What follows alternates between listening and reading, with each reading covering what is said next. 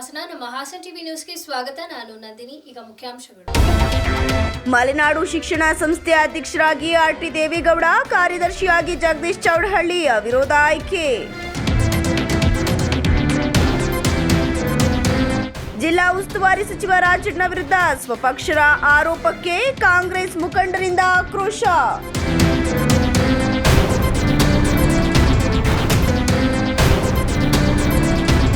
ಹಾಸನದಲ್ಲಿ ಶನಿವಾರ ನಡೆದ ಮಲೆನಾಡು ತಾಂತ್ರಿಕ ಶಿಕ್ಷಣ ಸಂಸ್ಥೆಯ ಎಂಟಿಇಎಸ್ ಚುನಾವಣೆಯಲ್ಲಿ ಆರ್.ಟಿ. ದೇವೇಗೌಡ ಅವರು ಅಧ್ಯಕ್ಷರಾಗಿ ಅವಿರೋಧವಾಗಿ ಆಯ್ಕೆಯಾದರು. ಪ್ರಧಾನ ಕಾರ್ಯದರ್ಶಿಯಾಗಿ ಜಗದೀಶ್ ಚೌಡಹಳ್ಳಿಯು ಅವಿರೋಧವಾಗಿ ಆಯ್ಕೆಗೊಂಡರು. ನಗರದ ಮಲೆನಾಡು ಎಂಜಿನಿಯರಿಂಗ್ ಕಾಲೇಜು ಆವರಣದಲ್ಲಿ ನಡೆದ ಚುನಾವಣೆಯನ್ನು ಜಿಎಲ್ ಮುದ್ದೇಗೌಡ ಅವರ ನೇತೃತ್ವದಲ್ಲಿ ನಡೆಸಲಾಯಿತು. 24 ನಿರ್ದೇಶಕರ ಪೈಕಿ 20 ಮಂದಿ ಭಾಗವಹಿಸಿದ್ದು, ಪ್ರತಿಸ್ಪರ್ಧಿ ಇಲ್ಲದ ಕಾರಣ ದೇವೇಗೌಡ ಅವರನ್ನು ಅವಿರೋಧವಾಗಿ ಆಯ್ಕೆ ಮಾಡಲಾಯಿತು.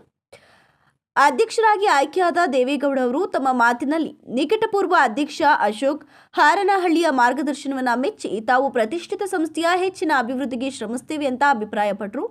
ಎಲ್ಲರಿಗೂ ಸಮಾನ ಅವಕಾಶ ನೀಡುವುದಾಗಿ ಭರವಸೆಯನ್ನು ನೀಡಿ ಭಿನ್ನವಾದ ಮತ್ತು ಜಾತಿ ಭೇದವಿಲ್ಲದಂತೆ ಆಡಳಿತ ನಡೆಸುವುದಾಗಿ ತಿಳಿಸಿದ್ದಾರೆ. ಪ್ರಧಾನ ಕಾರ್ಯದರ್ಶಿಯಾಗಿ ಆಯ್ಕೆಯಾದ ಜಗದೀಶ್ ಚೌಡಹಳ್ಳಿ ಅವರು ತಮ್ಮ ಚುನಾವಣೆಯ ಕುರಿತು ಸಾಮಾಜಿಕ ಮಾಧ್ಯಮಗಳಲ್ಲಿ ಹರಡಿದ ವದಂತಿಗಳನ್ನು ಖಂಡಿಸಿದರು. ಕಾಲೇಜು ಶೈಕ್ಷಣಿಕ ಮುಂಚೂಣಿಯಲ್ಲಿ ಮುಂದುವರಿಯಲು ಶ್ರಮಿಸುತ್ತೇವೆ ಅಂತ ಅವರು ಹೇಳಿದರು. ಅಶೋಕ್ ಹಾರನಹಳ್ಳಿ ಅವರ ಬಣದ 4 ನಿರ್ದೇಶಕರು ಸೇರಿದಂತೆ ಡಾಕ್ಟರ್ ಅರವಿಂದ್ ಚುನಾವಣಾ ಪ್ರಕ್ರಿಯೆಯಲ್ಲಿ ಭಾಗವಹಿಸಿದ ಕಾರಣ ಎಲ್ಲಾ ಅನುಮಾನಗಳಿಗೆ ತೆರೆಬಿದ್ದಿದೆ.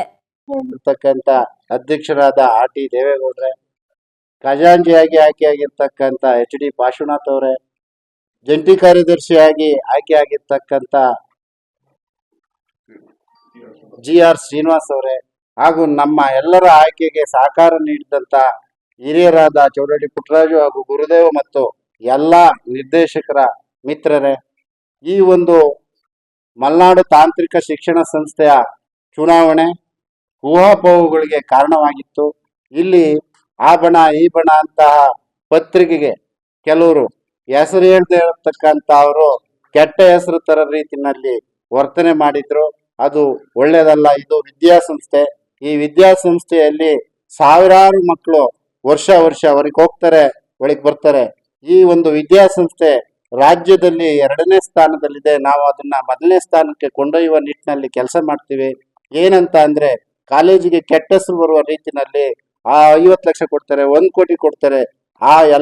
ಈ ಸಂದರ್ಭದಲ್ಲಿ ನಿರ್ದೇಶಕರುಗಳಾದ ಜಿಟಿ ಕುಮಾರ್, ಹೇಮಂತ್ ಕುಮಾರ್, ಶಾಂತಿಗ್ರಾಮ ಶಂಕರ್, ಡಾಕ್ಟರ್ ಅರವಿಂದ್ ಮೊದಲಾದವರು ಉಪಸ್ಥಿತರಿದ್ದರು. ಸರ್ವಾನುಮತದಿಂದ ಆಯ್ಕೆಗೊಂಡ ನೂತನ ಪದಾಧಿಕಾರಿಗಳಿಗೆ ಶ್ಲಾಘನೆ ವ್ಯಕ್ತವಾಯಿತು.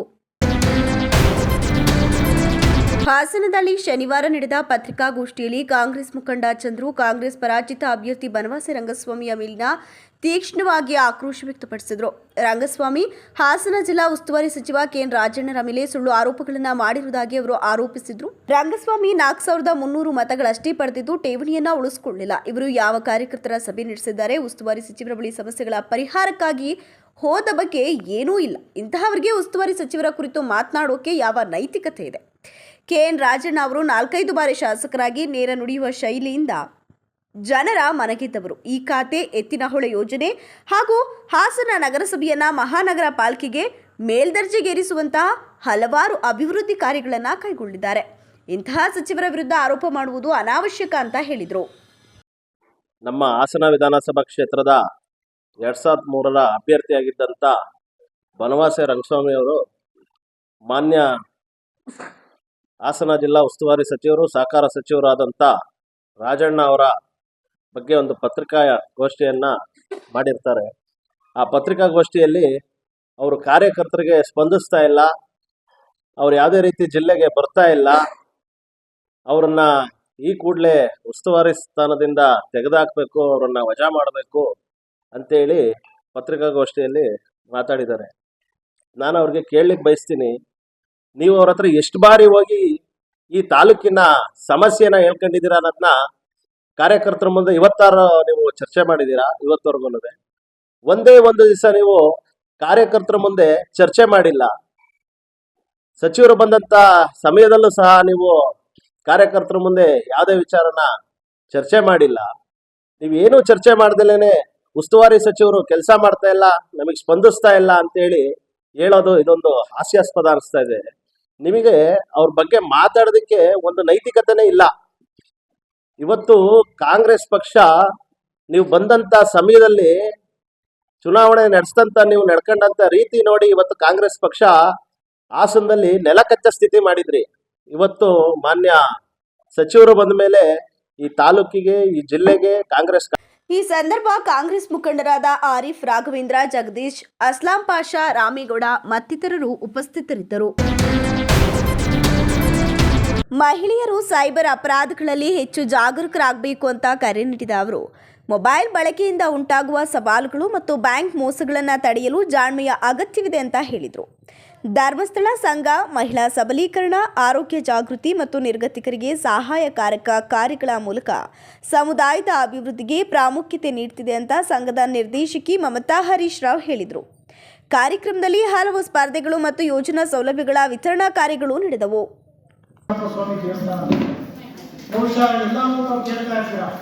ಯಾರಾದರೂ ಒಂದು ಸಣ್ಣ ಮಾತಾಡಿದ್ರೆ ಮಂಜುನಾಥ ಸ್ವಾಮಿ ಮೇಲೆ ಆಣೆ ಮಾಡಿ ಅಂತಕ್ಕಂಥದ್ದು, ಬೇರೆ ದೇವರ ಬಗ್ಗೆ ಆಣೆ ಮಾಡಿ ಅಂತಕ್ಕಂಥದ್ದು ಬರ್ಬೋದು. ಆದರೆ ಪ್ರಥಮವಾಗಿ ಬರ್ತಕ್ಕಂಥದ್ದು ಮಂಜುನಾಥ ಸ್ವಾಮಿ ಮೇಲೆ ಆಣೆ. ತಾಲೂಕಿನ ಬಿಕ್ಕೋಡು ಹೋಬಳಿಯ ಜಗಬೂರಿನ ಹಳ್ಳಿಯಲ್ಲಿ ಘಟನೆ ನಡೆದಿದೆ.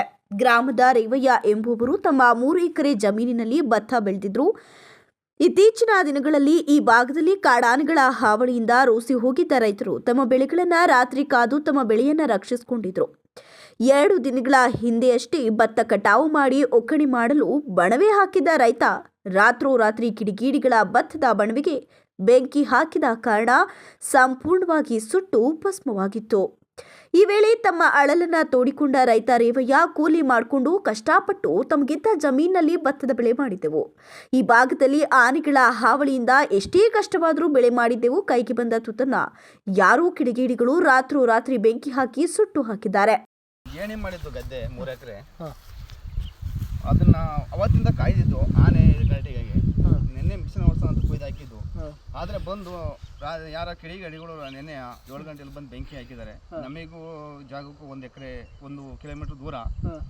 ಆದರೆ ಅಷ್ಟೊತ್ತಿಗೆ ಯಾರೋ ಹಿಂಗೆ ಗೊತ್ತಾಯ್ತು, ಹಿಂಗೆ ಆಯ್ತಲ್ಲ ಅಂತೆಲ್ಲ ಬಂದು ಇದು ಮಾಡೋದು. ಆದರೆ ಆಗಲ್ಲ, ತಮ್ಸಕ್ಕಾಗಲ್ಲ, ಏನು ಮಾಡೋಕ್ಕೆ. ಅಷ್ಟೊತ್ತಿಗೆಲ್ಲ ಮುಖಾಂಶ ಹೊರದೋಯ್ತು. ಆದರೆ ಬಂದು ಈ ಥರ ಈಗೆಲ್ಲ ಲಾಸ್ ಆಗಿದೆ. ನಮ್ಮ ಮಕ್ಕಳು ಎಲ್ಲ ಇದರನ್ನೇ ನಂಬಿಕೆಂದು ಎಲ್ಲ ಮಾಡ್ಕೊಂತ ಇದ್ದೆ. ಆದರೆ ಇವತ್ತು ಭಾರಿ ಸಮಸ್ಯೆ ಆಗಿದೆ. ಅದಕ್ಕೋಸ್ಕರ ರಾತ್ರಿನೇ ನಾನು ಒಂಥರ ಅನಾಹುತ ಮಾಡ್ಕೊಂಡು ಮಾಡಿದರೆ ಬೇಡ ಅಂಥೇಳಿ ಎಲ್ಲ ನಮ್ಮ ಗ್ರಾಮಸ್ಥರು ತಡೆದು ಅದಕ್ಕೊಂದು ಪರಿಹಾರ ಕೊಡ್ಸೋಣ ಅಂತ ಹೇಳಿ ಮಾಡಿದ್ದಾರೆ. ದಯಮಾಡಿ ರೈತರು ಯಾವತ್ತೂ ಅನಾಹುತ ಮಾಡ್ಕೋಬೇಡಿ, ಅದಕ್ಕೋಸ್ಕರ ಪರಿಹಾರ ತನಕ ಇದೀನಿ. ಎಲ್ಲ ಬಂದು ನಮ್ಮ ಸ್ನೇಹಿತರೆಲ್ಲ ನಮಗೊಂದು ದಾರಿ ಸರಿ ಹೋಗುತ್ತೆ. ದಯವಿಟ್ಟು ಅಳ್ಬೇಡಿ ನೀವು, ದಯಮಾಡಿ ಆಗುತ್ತೆ, ಅದು ಪರಿಹಾರ ಸಿಗುತ್ತೆ. ಇದಕ್ಕೆ ಸೂಕ್ತವಾದ ಪರಿಹಾರ ಕೊಡ್ಸೋವರೆಗೂ ನಾವು ಹೋರಾಟ ಮಾಡ್ತೀವಿ. ನಿಮ್ಮ ಪರವಾಗಿ ನಾವು ಇರ್ತೀವಿ. ಯಾರು ಬೆಂಕಿ ಹಾಕಿದಾರೋ ಗೊತ್ತಿಲ್ಲ. ಇದು ಎಷ್ಟು ಎಕರೆ ಸ್ವಾಮಿ? ಹುಲ್ಲು 3 ಎಕರೆ. ಅದು 3 ಎಕರೆ ಅಂದರೆ ಅದಕ್ಕೋಸ್ಕರವ ನಮ್ಮ ಸ್ನೇಹಿತರೆಲ್ಲ ಬಂದು ನನಗೊಂದು ಸಮಾಧಾನ ಹೇಳಿದ್ ಮಾಡಿದ್ದಾರೆ. ಅದಕ್ಕೊಂದು ಸೂಕ್ತವಾದ ಪರಿಹಾರ ಕೊಟ್ಟು ನಮಗೆ ಒಂದು ದಾರಿ ಒದಗಿಸ್ಕೊಡ್ಬೇಕು ಅಂತೇಳಿ ಮನವಿ ಅಷ್ಟೇ. ದಯಮಾಡಿ ಹೇಳ್ಬೇಡಿ. ನಿಮ್ಮ ಹೆಸರು ಸ್ವಾಮಿ? ರೇವಯ್ಯ. ಇದು ಈ ವರ್ಷ ಇದು ನಿಮ್ಮದೇ ಸ್ವಂತ ಜಮೀನಲ್ಲಿ ಮಾಡಿರ್ತಾರೆ? ಗೇಣಿ ಮಾಡಿ ಸರ್, ನಾವು ಗೇಣಿ ಮಾಡಿದ್ದು ನಾವು. ಹೇಳ್ಬೇಡಿ ದಯಮಾಡಿ, ಸರಿ ಹೋಗುತ್ತೆ. ರೈತರು ಕಷ್ಟನ ಕೇಳಕ್ಕೆ ಏನು ಮಾಡೋದು ಸರ್, ನಾವು ಇದನ್ನೇ ನಂಬಿಕೆ ನಾವು ಇದನ್ನೇ ನಂಬಿಕೆಂದು ನಾವು ಜೀವನ ಮಾಡ್ತಾ ಇದ್ದು. ಆನೆ ಎಲ್ಲ ಇದು ಮಾಡ್ಕೊಂಡು ನಾವು ಶುಂಠಿಲೆಲ್ಲ ಲಾಸ್ ಮಾಡ್ಕೊಂಡು ಬೇಕಾದ ಲಾಸ್ ಮಾಡ್ಕೊಂಡು ಇದನ್ನೇ ನಂಬಿಕೆ ಇದ್ದು ಜೀವನ. ಏನು ಮಾಡೋದು, ಹಿಂಗಾಗಿದೆ. ಎಷ್ಟು ಜನ ಮಕ್ಕಳು ಸ್ವಾಮಿ ನಿಮಗೆ? ನಮಗೆ 4 ಜನ ಸರ್. 4 ಜನ ಮಕ್ಕಳಾ? ಏನು ಮಾಡ್ತಾ ಇದಾರೆಲ್ಲ? ಎಲ್ಲ ಕೆಲವು ಮದುವೆ ಮಾಡ್ಕೊಂಡಿದ್ವಿ, ಕೆಲವು ಇದ್ದಾರೆ ಮದುವೆಗೆ ಬಂದಿದ್ದಾರೆ ಎಲ್ಲ. ಇದನ್ನೇ ನಂಬಿಕೆಂದು ಜೀವನ ಮಾಡ್ತಾಯಿದ್ದು ನಾವು. ಆದರೆ ಹಿಂಗೆ ಆಗೋಯ್ತು. ಈಗ ಇದಕ್ಕೆ ಎಷ್ಟು ಬಂಡವಾಳ ಹಾಕಿದ್ರಿ ಸರ್? ನಮ್ದು ಆಗಿದೆ ಬಿಡಿ. ಇವತ್ತಿನೆಲ್ಲ ಖರ್ಚು ವೆಚ್ಚ ನೋಡಿದ್ರೆ ಇವತ್ತು ಆಗಿದೆ. ಅದು ಹೇಳಂಗಿಲ್ಲ. ಆಗಿದೆ ಒಂದು 2.5 ಲಕ್ಷ ಖರ್ಚು ಮಾಡಿತ್ತು. ಹೇಳಂಗಿಲ್ಲ ಅದನ್ನೆಲ್ಲ. ಈಗಿನ ಭತ್ತದ ರೇಟಲ್ಲಿ ನಿಮ್ಮ ಪ್ರಕಾರ ಇದು ಎಷ್ಟು ಮಟ್ಟಿಗೆ ಲಾಸ್ ಆಗಿದೆ? ಒಂದು 30 ಕ್ವಿಂಟಲ್ ಆಗ ಸರ್. 30 ಕ್ವಿಂಟಲ್ 35 ಕ್ವಿಂಟಲ್ ಭತ್ತ ಆಗ ಸರ್. ಎಲ್ಲ ಒಳ್ಳೆ ಸಾಲು ಮಾಡಿದ್ದು. ಊಟಕ್ಕೆ ನಮಗೆ ಜೀವನಕ್ಕೆ ಊಟಕ್ಕೆ ಭತ್ತಕ್ಕಿಲ್ಲ, ಊಟಕ್ಕೆ ಇಲ್ಲ ತಂದು ಅಕ್ಕಿ ಕೊಂಡು ತಂತ ಇದೀವಿ. ಅದು ಏನೋ ಒಂದು ಇದು ಮಾಡಿ. ರೇಷನ್ ಕಾರ್ಡ್ ಇಲ್ವಾ? ರೇಷನ್ ಕಾರ್ಡ್ ಇದೆ. ರೇಷನ್ ಕಾರ್ಡ್ ಇದೆ. ಆ ಅಕ್ಕಿನೇ ಊಟ ಮಾಡ್ತೀರಾ? ಆ ಅಕ್ಕಿನೇ ತಿಂತಿರೋದು ಈಗ. ಅಂದರೆ ಇದಿಲ್ಲ ಈಗ, ಹಂಗಾಗಿದೆ ಪರಿಸ್ಥಿತಿ. ಸಮಾಧಾನ ಮಾಡ್ತೀನಿ. ಈ ವಿಡಿಯೋ ತಹಶೀಲ್ದಾರ್ ಅವ್ರಿಗೂ ತಲುಪುತ್ತೆ. ದಯಮಾಡಿ ತಹಶೀಲ್ದಾರ್, MLA ಅವರು ಪ್ರತಿಯೊಬ್ಬರು ಬಂದು ಈ ವಿಡಿಯೋವನ್ನು ನೋಡಿ ರೈತಂಗೆ ಆಗಿರ್ತಕ್ಕಂಥ ಅನ್ಯಾಯನ ಎಲ್ಲರೂ ದೊರಕಿಸ್ಕೊಡ್ಬೇಕು ಅಂತ ಕೇಳ್ಕೊತೀನಿ ದಯಮಾಡಿ. ಹಾಗೆ ಏನು ಸರಿಸುಮಾರು ಅಂದಾಜು ಎಷ್ಟು ಆಗ್ಬೋದಾಗಿತ್ತು ದುಡ್ಡು ಈ ಸಲ? ಸಾಲ ಏನಾದ್ರು ಇದೆಯಾ ನಿಮ್ಗೆ? ಇವತ್ತು ಒಳ್ಳೆ ಸೋಲು ಅಂದರೆ 4,000 ಇದೆ. 30 ಕ್ವಿಂಟಲ್ 4 12 1 ಲಕ್ಷ ಚಿಲ್ಲರೆ ಆಗೋ ಸರ್. 1 ಲಕ್ಷ ಚಿಲ್ಲರೆ ಆಗೋ. ಸಾಲ ಏನಾದ್ರು ಇದೆಯಾ ನಿಮ್ಗೆ? ನಂಬ್ಕೊಂಡು ಏನಾದ್ರು ಸಾಲ ಗಿಲ್ಲ ಮಾಡಿದ್ದೀರಾ? ಸಾಲ ಮಾಡಿದ್ದು ಸರ್, ನಾವೆಲ್ಲ ಕೃಷಿ ಇಲಾಖೆ ಸೊಸೈಟಿಯಲ್ಲೂ ಸಾಲ ಮಾಡಿದ್ದು ಅದಕ್ಕೋಸ್ಕರನಾಗಿ ಎಲ್ಲ ಸುಮಾರು ಸಾಲ ಮಾಡ್ಕೊಂಡಿದ್ವಿ. ಅದಕ್ಕೋಸ್ಕರ ಬೇಸರ ಆಗಿತ್ತು. ನೆನ್ನೆಯಿಂದ ಲಯನ್ಸ್ ಸಂಸ್ಥೆಯ ಪ್ರಸ್ತುತ 30 ಸದಸ್ಯರು ನಾನಾ ಚಟುವಟಿಕೆಗಳಲ್ಲಿ ತೊಡಗಿಸಿಕೊಂಡು ಸಂಸ್ಥೆಯನ್ನು ಉನ್ನತ ಮಟ್ಟಕ್ಕೆ ಕೊಂಡೊಯ್ದಿರುವುದಾಗಿ ಭಾರತಿ ಹೇಳಿದರು. ನ್ಯಾಯಸಂಗತ ಸದಸ್ಯರ ಬಲದಿಂದ ಲಯನ್ಸ್ ಕ್ಲಬ್ ಅಂತಾರಾಷ್ಟ್ರೀಯ ಮಟ್ಟದಲ್ಲಿ ಗುರುತಿಸಿಕೊಳ್ಳೋಕೆ ಸಾಧ್ಯ ಅಂತ ಅಭಿಪ್ರಾಯಪಟ್ಟರು. ಪ್ರಾಂತೀಯ ಅಧ್ಯಕ್ಷ ಸೋಮಯ್ಯ ಅರೆಹಳ್ಳಿ ಸಂಸ್ಥೆಯ ಶೈಕ್ಷಣಿಕ, ಸಾಮಾಜಿಕ ಮತ್ತು ಕೃಷಿ ಚಟುವಟಿಕೆಗಳಿಂದ ಅನೇಕ ಯಶಸ್ಸುಗಳನ್ನು ಸಾಧಿಸಿರುವುದಾಗಿ ಹೇಳಿದರು. ಭತ್ತದ ನಾಟಿ ಮತ್ತು ಕೊಯ್ಲು ಕಾರ್ಯದಲ್ಲಿ ಸದಸ್ಯರ ತಂಡ ಭಾವವು ವಿಶೇಷವಾಗಿತ್ತು ಅಂತ ಹೇಳಿದರು. ರಾಜ್ಯ ಮಟ್ಟದ ಅಥ್ಲೆಟಿಕ್ಸ್ ಹಾಗೂ ಖೇಲೋ ಇಂಡಿಯಾ ಸ್ಪರ್ಧೆಗೆ ಆಯ್ಕೆಯಾದ ಅನುಗ್ರಹ ಆಂಗ್ಲ ಮಾಧ್ಯಮ ಪ್ರೌಢಶಾಲೆಯ ವಿದ್ಯಾರ್ಥಿ ಜಯಸ್ಟಾನ್ ಡಿಸೋಜಾರ್ ಅವರಿಗೆ ವಿಶೇಷ ಸನ್ಮಾನವನ್ನು ಮಾಡಲಾಯಿತು. ಈ ಕಾರ್ಯಕ್ರಮದಲ್ಲಿ ಸಂತೋಷ್ ಕುಮಾರ್, ವೃಂದನ್, ಪೃಥ್ವಿರಾಜ್, ಲತೀಫ್ ಹಾಗೂ ಹಾಸನ ಲಯನ್ಸ್ ಸಂಸ್ಥೆಯ ಪದಾಧಿಕಾರಿಗಳು ಭಾಗವಹಿಸಿದರು. ಬೇಲೂರು ತಾಲೂಕಿನ ಅರೆಹಳ್ಳಿ ದೋಲನಮನೆ ರಸ್ತೆಯ ಲಯನ್ಸ್ ಭವನದಲ್ಲಿ ನಡೆದ ಈ ಕಾರ್ಯಕ್ರಮವನ್ನು ಭಾರತೀಯ ಬಿಎಂ ಮತ್ತು ಇತರ ಗಣ್ಯರು ಉದ್ಘಾಟಿಸಿದರು. ಕೊನೆಯಲ್ಲಿ ಮತ್ತೊಮ್ಮೆ ಮುಖ್ಯಾಂಶಗಳು.